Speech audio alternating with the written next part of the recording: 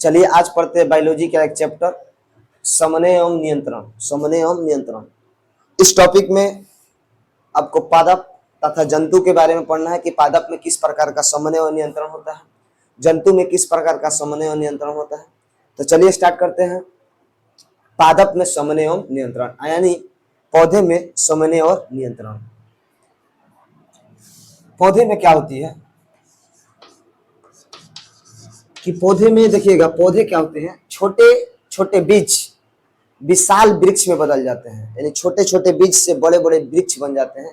यानी कि पौधे में वृद्धि होता है जो मनुष्य की तुलना में अधिक तेजी से होता है। देखिएगा, पेड़ पौधा बहुत जल्दी विकसित हो जाता है, उसका विकास हो जाता है, और मानव का विकास धीरे धीरे होता है। तो पेड़ पौधा बीज से क्या बन जाता है,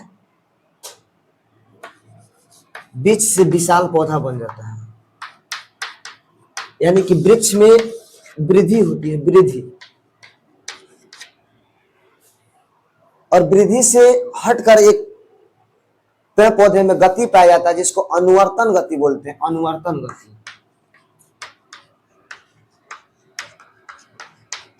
अनुवर्तन गति और वृक्ष का वृद्धि दोनों में अंतर है। वृक्ष का बढ़ना कौन गति हो गया, वृक्ष का बढ़ना यानी कि वृक्ष बीज से विशाल पौधा बन रहा है, इसका मतलब कि वृक्ष में वृद्धि हो रही है। लेकिन एक वृक्ष में गति होती है जिसे अनुवर्तन गति कहते हैं। इसमें अंतर समझिएगा। जैसे एक पौधा होता है छुई मुई पौधा, जैसे ही छुई मुई पौधा कब छुइएगा तो उसकी पत्ती मुरझा जाती है और कुछ देर बाद फिर वो ताजी हो जाती है। इसमें गति हुआ कि नहीं हुआ, मुरझाया कि नहीं मुरझाया। तो अनुकूल परिस्थिति के अनुसार यानी परिस्थिति के अनुसार उसमें गति पाई जाती है, पेड़ पौधों में गति पाई जाती है। इस गति को क्या बोलते हैं, अनुवर्तन गति। पेड़ पौधे में बाहरी उद्पन्न यानी बाहर की परिस्थिति के अनुसार एक गति करने की क्षमता होती है, बाहरी उद्पन्न की ग्रहण करने की क्षमता होती है, और उसे ग्रहण करके पेड़ पौधे वृद्धि करते हैं, गति करते हैं, उसी गति को बोलते हैं अनुवर्तन गति। जैसे छुई का पौधा को हम लोग जैसे ही छूते हैं तो उसकी पत्तियां मुरझा जाती है, तो उसमें कौन सा गति हुआ, अनुवर्तन गति। लेकिन छुई का पौधा छोटा सा था, फिर बड़ा हुआ तो वृद्धि किया, लेकिन जैसे ही छुए तो उसकी पत्ती मुरझा गई, तो उसमें कौन गति हुआ, अनुवर्तन गति हुआ। तो इस प्रकार के बहुत सारी अनुवर्तन गति की परिभाषा है। अनुवर्तन गति बहुत प्रकार का होता है, जैसे प्रकाशानुवर्तन, गुरुत्वानुवर्तन, जलानुवर्तन, रासायनिक अनुवर्तन। तो अनुवर्त गति किसमें पाई जाती है, पेड़ पौधे में। तो पेड़ पौधे की वृद्धि और पेड़ पौधे की अनुवर्त गति में अंतर समझे या ना समझे। जैसे एक पौधा है और इस पौधा के विकास एक मान लीजिए तालाब के आसपास हुआ है। यह आपका तालाब है और इस तालाब के आसपास एक पौधा लगाया गया है। ये तो पौधा देखिएगा, पौधा पहले छोटा था, फिर बड़ा बना, फिर विशाल वृक्ष बन गई। इसमें वृद्धि कहलाई, क्या कहलाई, वृद्धि, यानी ये पौधा का वृद्धि हुआ। लेकिन ध्यान से देखिएगा, पोखरा उखरा नदी उदी के बगल में जो पौधा होता है, इसकी जो ये ताना होता है, ताना का होता है कि पोखरा की दिशा में से झुकल रहता है, पोखरा की दिशा में से झुकल रहता है, मतलब पानी की दिशा में यह वृद्धि करती है, पानी की दिशा में गति करती है, पानी की दिशा में यह विकास करता है। तो जो गति की, पानी की ओर जो गति की, इसी को बोलेंगे जालानुवर्तन। क्या बोलेंगे, जालानुवर्तन। एक मटर का पौधा ले लीजिए। जब हम एक मटर का पौधा लेते हैं, मटर का पौधा कुछ इस तरह से होता है। जब मटर का पौधा इस तरह से होता है तो मान लीजिए इसके अगल बगल में एक कुछ खंबा गाड़ दीजिए। जब खंबा गाड़िएगा तो इस मटर के पौधा से छोटे छोटे ऐसे निकल रहता है, और उसके यहाँ से भी ऐसे निकल रहेगा। लौका उका का लरी देखिएगा, निकल रहता लौका का लरी हुई। तो जब मटर का लरी देखिएगा, जब मटर का लरी बांस के संपर्क में आएगा ना तो लरी वृद्धि नहीं करेगा, मतलब कि इसका वृद्धि का अवरोध उत्पन्न करेगा कि इसको बढ़ने नहीं देगा। लेकिन यहाँ देखिए स्वतंत्र रूप से यह ज्यादा विकास करेगा या ज्यादा वृद्धि करेगा। इसमें गति हुई कि नहीं है, देखिए गति क्या हुई कि यहाँ जब बांस लगा दिए तो वृद्धि किया, गति किया, इधर गया नहीं न गया, लेकिन इधर वाला किसी के अवरोध में नहीं है तो बढ़ेगा। ये जो गति हुआ, इस अवरोध के कारण जो इसका गति मंद हुआ, उसी गति को कौन गति बोलेंगे, अनुवर्तन गति। तो अनुवर्तन गति या अनुवर्ती गति समझे या ना समझे। अनुवर्त गति मेनली आपके पुस्तक में 4 प्रकार का पढ़ना है। पहले का है प्रकाशानुवर्तन, दूसरा का है रासायनिक अनुवर्तन, उसके बाद गुरुत्वानुवर्तन, जलानुवर्तन। आइए बात करते हैं प्रकाशानुवर्तन। प्रकाशानुवर्तन क्या होता है? इसमें प्रकाश की दिशा में पौधे का अंग वृद्धि करेगा, गति करेगा। जब पौधे का अंग यानी पौधे का भाग प्रकाश की दिशा में गति करेगा तो उस गति को बोलेंगे प्रकाशानुवर्तन। किस दिशा में? प्रकाश की दिशा में। किस की दिशा में? प्रकाश की दिशा में। यदि पौधे के अंग की गति प्रकाश की दिशा में हो तब प्रकाशानुवर्तन।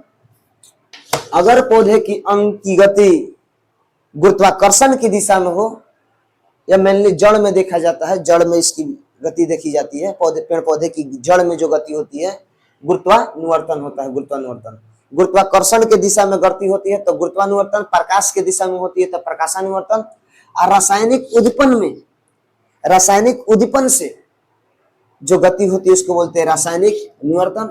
और जल के दिशा में अगर उसकी वृद्धि हो रही है, गति हो रही है तो इसको बोलेंगे जलानुवर्तन।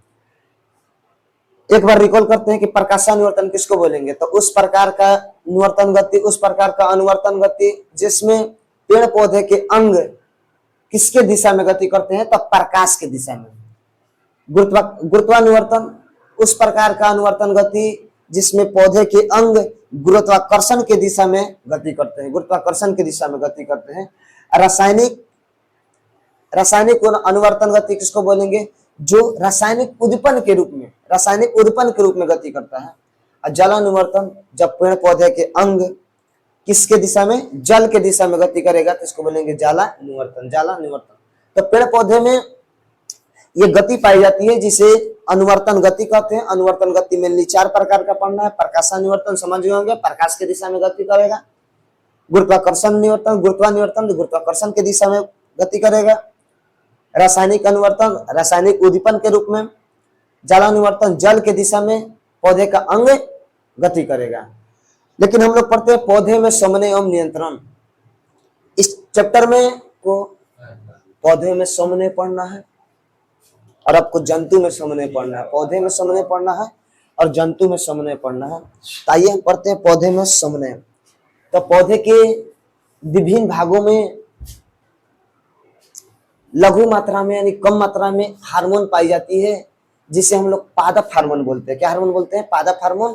पादप हार्मोन को हम लोग फाइटो हार्मोन के नाम से जानते हैं। तो पादप हार्मोन को अन्य नाम से किस नाम से जानते हैं? Phyto hormone. और पेड़ पौधों में जो रासायनिक समन्वय होता है उसको कौन कराता है? पादप हार्मोन कराता है। पादप हार्मोन कराता है। यानी पेड़ पौधे में जो रासायनिक समन्वय किसके द्वारा होगा? पादप हार्मोन के द्वारा होगा। अब पादप हार्मोन को हम लोग फाइटो हार्मोन के नाम से जानते हैं, फाइटो हार्मोन के नाम से जानते हैं। और पेड़ पौधों में पादप हार्मोन 5 प्रकार के होते हैं। कितने प्रकार के होते हैं? 5 प्रकार के होते हैं। जो पहला है ऑक्जिन। पहले का पादप हार्मोन क्या है? ऑक्जिन।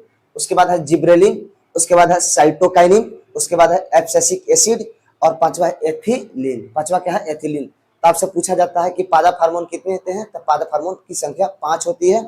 पादप हार्मोन को किस नाम से जानते हैं? जिसे फाइटो हार्मोन के नाम से जानते हैं। पहला है ऑक्जिन। प्रश्न यहां से बोर्ड आपका यह पूछता है कि ऑक्जिन क्या है? तो ऑक्जिन एक पादप हार्मोन है। ऑक्जिन क्या है? एक पादप हार्मोन है। तो ऑक्जिन आपसे पूछेगा कि ऑक्जिन क्या है? तो पादप हार्मोन है।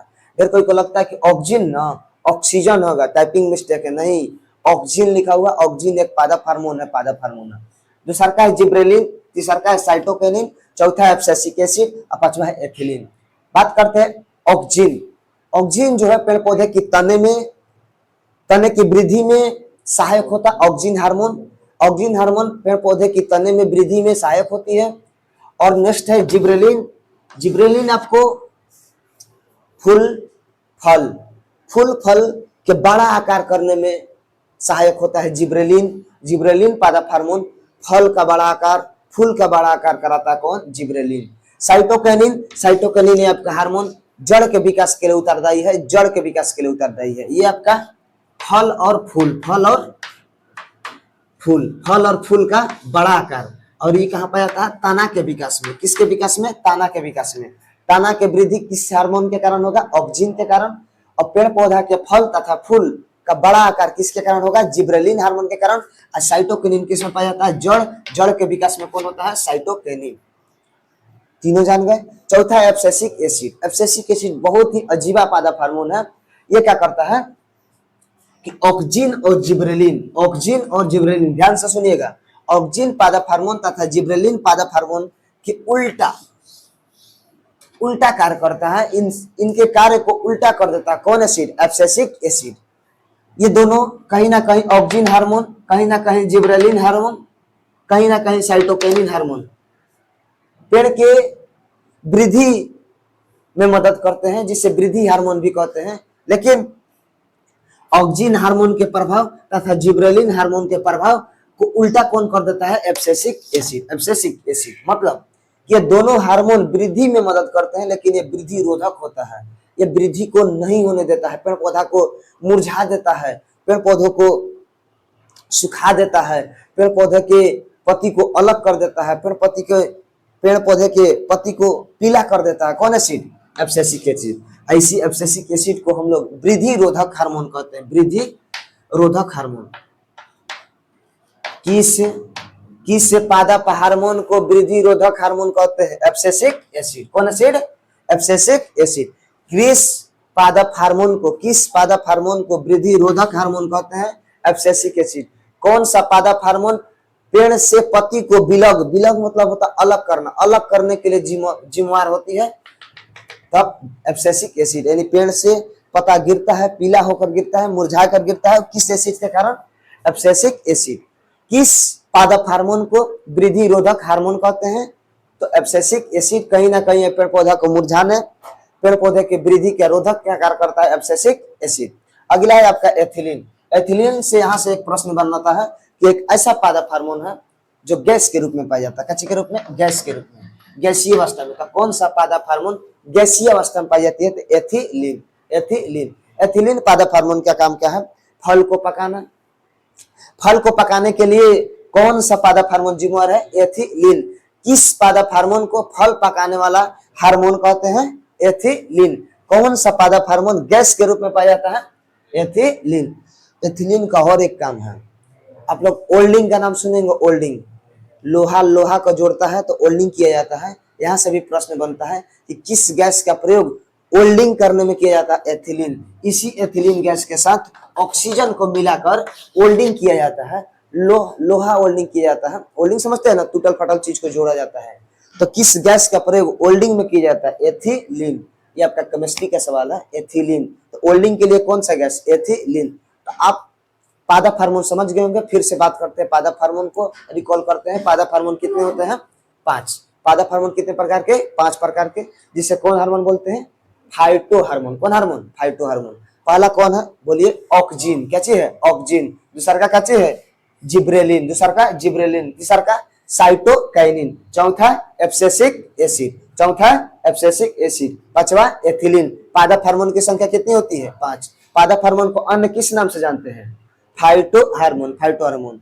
ऑक्जिन किसके वृद्धि में? तना की वृद्धि में। जिब्रेलिन फल तथा फूल को बृहत आकार यानी बड़ा आकार देने में। साइटोकिनिन किसके विकास में? जड़ के विकास में। एब्सेसिक एसिड इसे वृद्धि रोधक हार्मोन भी कहते हैं। किस हार्मोन को वृद्धि रोधक हार्मोन कहते हैं? Abscisic acid.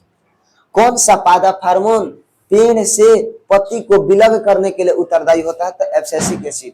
पेड़ पौधों को मुरझाने के लिए कौन सा एसिड? Abscisic acid. एथिलीन तब जानते हैं कि गैस अवस्था में पाया जाता है। एकमात्र पादप हार्मोन है जो कैसी अवस्था में पाई जाती है? गैसीय अवस्था में। तो कौन सा पादप हार्मोन गैसीय अवस्था में पाई जाती है? एथिलीन। कौन सा पादप हार्मोन फल पकाने वाला हार्मोन कहलाता है? एथिलीन। किस गैस का प्रयोग ओल्डिंग करने में किया जाता है? एथिलीन। अब पढ़ते हैं हम लोग जंतु में समन्वय और नियंत्रण। जंतु में समन्वय और नियंत्रण 2 तरह से होता है। एक होता है रासायनिक समन्वय और दूसरा का होता है तंत्रिकीय समन्वय। यहां से एक प्रश्न बनता है कि पौधे और बात करते हैं पौधे। अभी हम लोग पढ़े पौधे में समन्वय और नियंत्रण। पौधे में समन्वय और नियंत्रण किसके चलते हुआ है? हार्मोन के कारण। तो पौधे में केवल एक ही समन्वय और नियंत्रण होता है जिसका नाम है रासायनिक समन्वय और नियंत्रण। रासायनिक समन्वय। लेकिन जंतु में 2 तरह का समन्वय नियंत्रण होता है। एक का नाम है रासायनिक समन्वय नियंत्रण और दूसरा का है आपका तंत्रिकीय समन्वय नियंत्रण। क्या पौधे में तंत्रिकीय समन्वय नियंत्रण होगा? नहीं। तंत्रिकीय समन्वय नियंत्रण होने के लिए तंत्रिका कोशिका की आवश्यकता होती है, अर्थात ब्रेन की आवश्यकता होती है, अर्थात मस्तिष्क की आवश्यकता होती है, जो कि मस्तिष्क पेड़ पौधा में नहीं होता है। इसी कारण पेड़ पौधा में तंत्रिकीय नियंत्रण नहीं होता है। तो पेड़ पौधा में केवल कौन नियंत्रण होता है? कौन समन्वय होगा? रासायनिक समन्वय। पेड़ पौधे में कौन समन्वय होगा? रासायनिक समन्वय। वही बात किया जाए कि जंतु में समन्वय